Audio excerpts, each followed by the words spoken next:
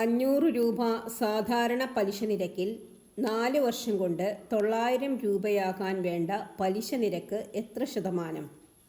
അപ്പോൾ ഇവിടെ 500 രൂപ സാധാരണ പലിശ നിരക്കിൽ സാധാരണ പലിശ നിരക്ക് അത് കാണാൻ നമുക്കൊരു ഫോർമുലയുണ്ട്. I=PNR/100.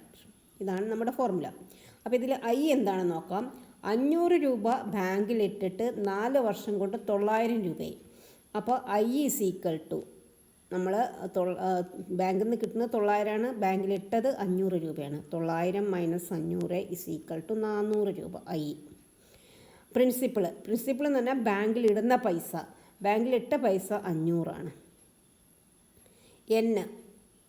നമ്പർ ഓഫ് ഇയേഴ്സ്, 4 വർഷം കൊണ്ടാണ് ഈ പൈസ 900 ആയിട്ട് മാറിയത്. അപ്പോൾ N=4.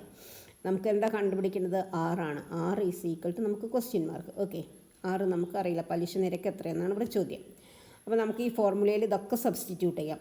I എത്രയാണ്? 400 = principle 500, number of years 4, rate of interest ആണ് കണ്ടുപിടിക്കേണ്ടത്, ഡിവൈഡഡ് ബൈ 100.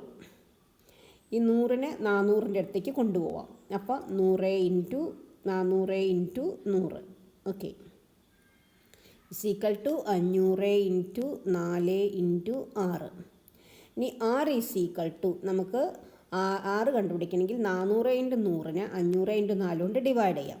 400 × 100 divided by 500 × 4.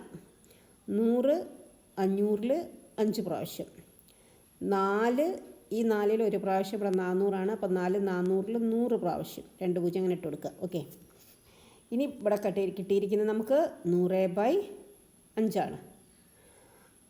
5 10ൽ 2 പ്രാവശ്യം, ഈ പൂജ്യം അങ്ങനെ ഇട്ട് കൊടുക്കുക. അപ്പോൾ നമുക്ക് ആൻസർ 20%. ആൻസർ ഈസ് ഇതിൽ ഓപ്ഷൻ ഉണ്ടോ നോക്കാം. Answer is option B, 20%. Okay, if you like this video, please like, share and subscribe. Thank you.